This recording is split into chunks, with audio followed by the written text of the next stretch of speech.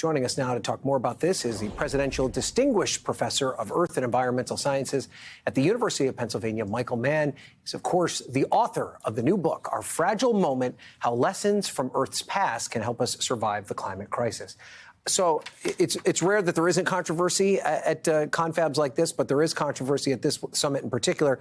When the president of the event said there's no science behind calls to phase out fossil fuels, you have some of the big participants in this, like Saudi Arabia, saying that they oppose any limit on fossil fuels. That's, of course, a huge economic driver for them. I mean, how big of a concern is this for you? It's certainly a concern, and it feeds the skepticism and cynicism, especially among young folks, that this entire process is broken, and it's really about their future. They're the ones who are going to inherit the decisions we're making today.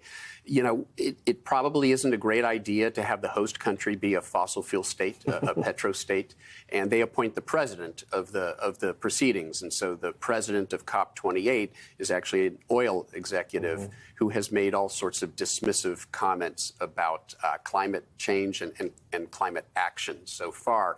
That's not encouraging, because it sort of sets the tone. And we have this shrinking window of opportunity right now. If we are going to limit warming below a catastrophic 3-degree Fahrenheit warming, we have to bring carbon emissions down to zero fairly quickly. We've got to bring them down 50% this decade.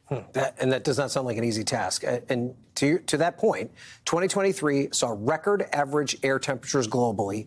I mean, this is a data point, right, that they can talk about at this particular conference. I mean, what should we take from this news that it was one of the hottest years on record? Yeah, and we will expect to continue to see that. As long as we continue to put carbon pollution into the atmosphere, the surface of the planet will warm up. That's the bad news. The good news is the science really of the last decade or so has reinforced this understanding now that the warming stops when we bring carbon emissions to zero.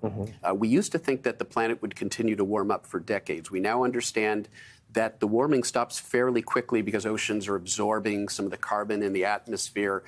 So there's this direct and immediate consequence of our efforts to act. So Secretary Blinken was at this event a couple of days ago. The U.S. announcing they're going to put a little over $17 million towards new funding for climate impact. But that's a lot less than some of these other UN countries that are participating. Should the U.S. be doing more? Well, we should. Part of the problem here is that we are the biggest legacy polluter on the planet. We've put more carbon pollution into the atmosphere than any other country.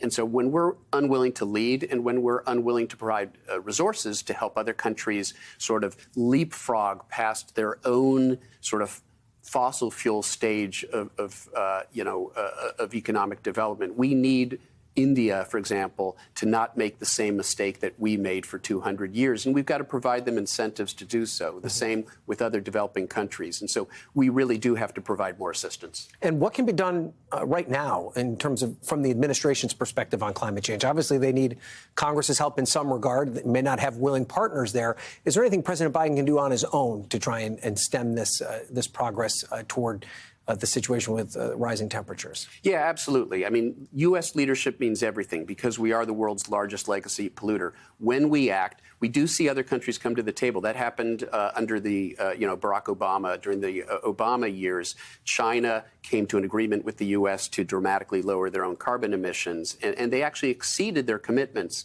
Then, of course, we went in the wrong direction. We elected a president who pulled out of the Paris Accord, and that sent a signal to other countries that we're not serious ourselves. And does it concern you at all with everything President Biden's dealing with in terms of these global calamities that this may not be the focus it once was? Well, it's, we talk about a fragile moment. This is a very fragile moment in time, not just with respect to, the war in the Middle East, Russia's assault on Ukraine. But this is actually the biggest crisis that we face ultimately. And if we don't act now, it'll be too late to prevent catastrophic warming. Okay.